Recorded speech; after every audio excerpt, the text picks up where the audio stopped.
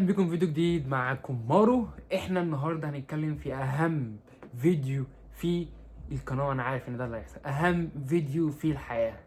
انا ازاي بتكلم انجليش، انا ازاي اتعلمت انجليش. الناس اللي متابعين على الانستجرام بتشوفني بعمل ستوريز كتير جدا بتكلم فيها انجليش. بس انا عايز اقول لك على حاجه، محدش فينا اتعلم حاجه بالسهل، ومحدش فينا اتولد بيتكلم انجليش. وما تحاولش تقلل من نفسك، وما تحاولش تفتكر ان انت الوحيد مش هتتعلم انجليش، وما تحاولش تفتكر نفسك قليل وان دول احسن منك، وان انت جاي في امريكا اصحابك العرب او المصريين اللي عايشين هنا انت حاططهم ان هم اعلى منك وانت قليل عشان انت ما بتتكلمش انجليش. فكك من الكلام ده، تعالى بقى كده. بص يا سيدي، انا واحد لو حكيت لك من هنا لحد بكره ازاي انا ما كنتش بتكلم انجلش وما بعرفش اصلا الفرق بين هلو هاي. شوف هلو هاي دي ما انا اعرفش يعني ايه هلو يعني ايه هاي، مش هتصدقني. انا كنت تعليم حكومه. لو حد بيتابعني هنا عايش في مصر في المعادي، انا كنت في مدرسه الثانويه العسكريه بنين. مدرسه الثانويه العسكريه بنين دي ما كانش بيخش لها مدرس، يعني المدرس نفسه ما كانش بيخش اصلا، يعني انا كان عربي فهتعلم انجليش اكيد لا، صح؟ فانا عايز اقول لك من الاخر ان انا كنت تحت السلم، يعني فاهم؟ يعني الانجليش بتاعتك مش كان انجليش طبيعي، لا كان تحت السلم. تمام. تقول لي طب ايه ده؟ امال انت اتعلمت ازاي؟ تعالى بقى اقول لك بقى ايه الملخص دي كده. هات كوبايه الشاي واسمع بقى وركز في الكلمتين دول كويس جدا جدا جدا. بسم الله الرحمن الرحيم. بص يا سيدي، انا دايما حطيت في دماغي لما جيت هنا امريكا ان انا ما عنديش حاجه اخسرها، تمام، وان انا كنت واحد فاشل دراسيا وحاجات كتيره جدا.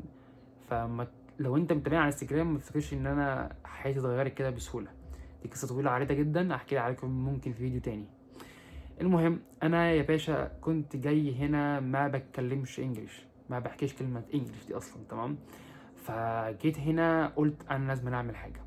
ايه الحاجه اللي انا عملتها دي؟ انا قلت هو الطفل لما بيتولد من بطن امه بيتكلم اي لغه؟ طبعا انت قاعد بتتفرج وتقول لي ايه ده، اكيد لا طبعا، صح. انا بقى الطفل ده، انا جيت بقى امريكا دي عملت نفسي ان انا اتولدت من اول وجديد، ما بتكلمش اللغه بتاعت البلد دي اللي هي انا مولود فيها. اعمل ايه؟ هتعلم، صح. قلت كده، قلت هو الطفل لما بيتعلم بنعلمه الجرامر الاول، يعني بنعلمه فيرب تو بي، فيرب تو مش عارف ايه، الباست ده، لا لا لا. نو رايت، ما حدش فينا بيعلمه كده، صح. الطفل ده لسه بيتعلم ايه؟ البدايات، البيزك، رايت. بيقول له ايه؟ هلو هاي، قول بابا، قول ماما. خليك بس معايا الاخر، صح. الطفل ده بيتعلم كده، صح. احنا في مصر بنعلم الاطفال ايه؟ جرامر ومش عارف ايه وهي وشي ودي، صح. فبنديله حاجات هو اصلا ما عندوش كلمات. يعني ممكن الشاب دوت او الطفل دوت لو في مدرسه يبقى عارف مثلا الضماير وعارف مثلا الازمنه، بس هو مش عارف يستخدمها عشان هو مش عارف كلمات اصلا، هو ما عارفش كلمات. انت مثلا لو سالت لي على سرير يعني ايه، ممكن ما يعرفش يعني ايه سرير. لو اوضه يعني ايه، ما يعرفش يعني ايه اوضه، صح. خليك بس معايا. فانا قلت خليني الاول اتعلم. اقسم بالله كنت بعمل ايه؟ كنت افتح اليوتيوب واجيب كل حاجه انا عايز اعملها. بمعنى ايه؟ انا قلت ايه؟ انا واحد بروح الجيم، انا عايز اعرف كل الماشينز اللي في الجيم اسمها ايه، الدمبلز وكل البارز وكل حاجه، اسم التمارين ايه، اسم مش عارف ايه. ليه بقى عملت كده؟ مثلا عشان انا بروح الجيم، فانا مش عايز حد يسالني او عايز اطلب من حاجه حد، فانا عايز اقول له ان انا عايز دي، بس انا ما اعرفش دي ايه. اللي هو الروب مثلا، ما اعرفش ان اسمه روب، فاهمني؟ في حاجات كتير، الكيبلز انا ما اعرفش ان اسمها كيبلز، تمام. انا كان عندنا بنسميها، المهم يعني، فاهمني؟ فانا كنت عايز اتعلم من الحاجات دي، تمام. اتعلمتها، قعدت جبت كشكول كبير وقعدت اكتب حاجات الجيم، تخ تخ تخ تخ تخ.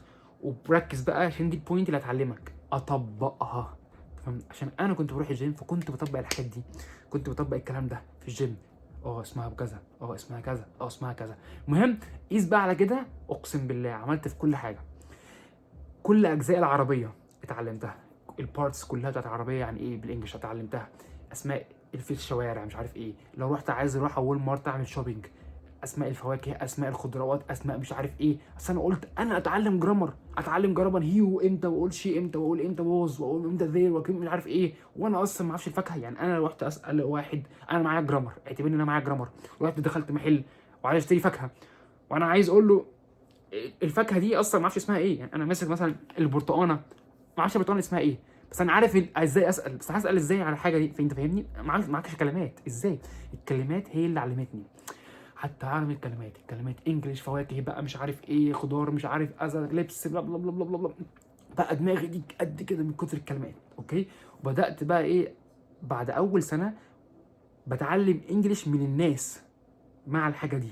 يعني ايه؟ انا كنت بشتغل في جاز ستيشن ساعتها، تمام. فكنت ايه اللي شغالين معايا؟ يعني ايه الخزنه؟ يقول لي مثلا it's called safe drop. oh safe drop, what that mean؟ يعني ايه دوت؟ تمام. يقول لي safe drop it's like when you put the money in, you know. I was like all right thank you, you know. اقعد اقول لهم علموني بقى يعني ايه كذا، يعني ايه كذا، يعني ايه كذا، يعني ايه كذا، وقعدت اتعلم اتعلم اتعلم اتعلم. انا كنت ضايع بس بقيت اتعلم اتعلم اتعلم اتعلم، واتعلمت اسال ما اكسفش عشان هي مش لغتي. اسال اسال اسال اسال. اسم الكوينز ايه، اسم الفلوس ايه اللي قدامي في الريجستر، كل الحاجه اللي قعدت اتعلمها اتعلم اتعلم اتعلم اتعلم. وبدات بقى ايه اسمع الناس، اسمع وبيحكوا، ده بيحكي ده بيحكي ده بيحكي، والقط كلمه من الثانيه واحاول اتخيل الموضوع ايه كده كده كده كده كده كده. دخلت بقى في موضوع الجرامر واتعلم الجرامر، وامتى اقول في الماضي، وامتى اقول في الحاضر، وامتى اقول في المستقبل، وامتى اقول كذا ومش عارف ايه. فبقى عندي كميه معلومات رهيبه من الانجليش، رهيبه رهيبه يعني. بقيت يعني عارف انت حياتك كلها بالانجليش. تمام. فبدات ايه اخد الخطوه الاهم، ايه هي؟ ان انا احكي مع الناس ان انا بتكلم انجليش بيرفكت. بقيت اقسم بالله العظيم في اي حد اقعد اتكلم مع الناس، تمام، واقول له اذا if I said something wrong please tell me this is wrong. Like, can you correct that for me? Can you please let me know what is that? Can you tell me what is that? طول ما انا قاعد تمام. يعني الكونفرزيشن بتاعتي كلها كانت مع الناس. تمام تمام كده. اقف بقى في الحته دي. هل انت لو كنت شغال في محل عربي، مطعم عربي، شغال في المطبخ بتنظف وبتقطع خيار ولا مش عارف ايه، تمام، شغال 12 ساعه بيستعبدوك ب $12 في الساعه مثلا، الكوميونتي اللي حواليك هيعلموك انجليش؟ لا. فبلاش ابوس ايدك تبقى جاي من دوله عربيه ورايح تدور لي على مطعم بيتكلم عربي عشان انت مش عايز تتكلم، مش انت قال انا ما بتكلمش انجليش. طب ما انت اتعلم، انت ليه عايز حد يعلمك؟ انا جاي في الفيديو دوت اديك طاقه انرجي كده. اتعلم، ما تنساش حد، مفيش حد هيمسك صباعك ويكتب، مفيش حد هيعلمك حاجه. اقسم بالله خد نفسك وعلم نفسك. غيرك ده اللي انت شايفه جامد هو اتعلم زيه زيك، ما اتولدش كده. تمام. فانت بلاش تفكر اللي هو انا ما بتكلمش انجلش فانا هدور على شغلانه بتتكلموا عربي فانا هحط، فاهم؟ تفضل بقى انت ايه جوه الكونفورت زون دي. الزون دي انت مش هتخرج منها اصلا، ما انت شغال في عرب، فانت تحس ان انت انا مستريح، انا شغال مع عرب، بتكلم عربي، انا حالي تمام. تمام. بس بمجرد ما العرب دول يروحوا بوم مطردينك من الشغل تحس نفسك تهت. صح؟ هي دي المشكله اللي هقولك عليها. ما تعتمدش على حد، اتعلم. دايما الخطوه الصعبه هي الخطوه اللي هتنجحك، مش الخطوه السهله هي الخطوه اللي هتنجحك. فاحنا دايما عقليتنا بتاخدنا للخطوه السهله، اللي هو ايه السهل اعمله. شوف الصعب ايه واعمله عشان دي الخطوه الصح وايه اللي دي الخطوه اللي هتعلمك. فانت لما بتلاقي نفسك بتلاقي شغال في محل بيتكلموا عربي وانجلش قصدي، وشغال. انا اشتغلت بعديها سيلز في ميسيز ده كانوا كلهم اجانب وامريكان، تمام، والانجلش بتاعي ما كانش بيرفكت، تمام، بس اتعلمت من الزباين، واتعلمت يعني ايه جزم، انواع الجزم، انواع البراندات الجزم اللي انا كنت ببص لها كده. انا اصلا مش عارف استرجعها، مش عارف اقول الكلمه اصلا، يعني مش عارف يعني انت فاهمني؟ يعني انا مايكل كورس مش عارف كذا، ايه الاسماء دي؟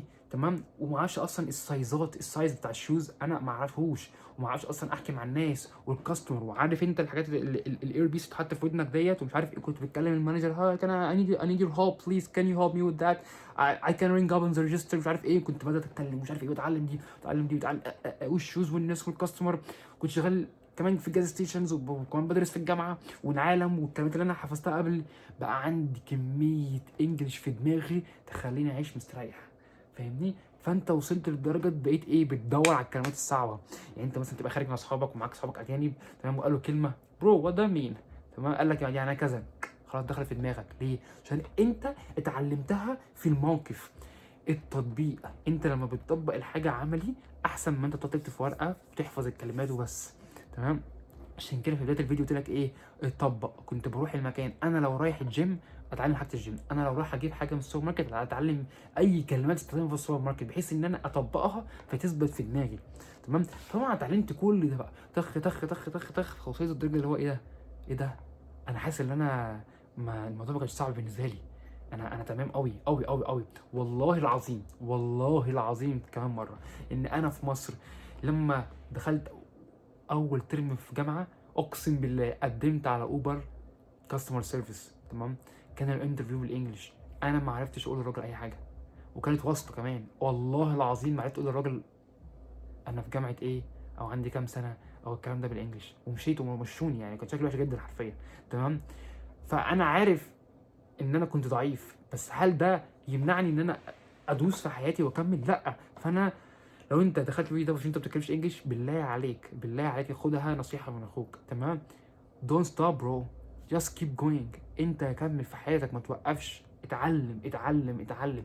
دايما دايما اول يوم ليك مش زي تاني يوم، مش زي تالت يوم، مش زي رابع يوم، مش زي خامس يوم. هتلاقي كل يوم بيتأحسن، حتى لو 1%، لو نص في المية، اتليست ان انت احسن من اول يوم. ده اللي انا كنت بحطه في دماغي، ده اللي انا كنت بحطه جوه غريزة كده جوه دماغي، تمام؟ فكده دي الطريقة اللي انا اتعلمت بيها انجلش. فانا بما اني انا مرتبط ببنت اجنبية وخاطب بقى ولا هتجوز ولا ايا كان، تمام؟ فحابب اقول لكم ان انا اتعلمت انجليش اكتر واكتر واكتر واكتر منها، تمام؟ فدي معلومه حابب اوضحها. المهم ده كان الفيديو، ما تنساش تعمل لايك سبسكرايب، تشترك في القناه، وتبعت لي فولو على الانستجرام، وتبعت لي اي سؤال انت عايزه. we see you guys next video. سلام.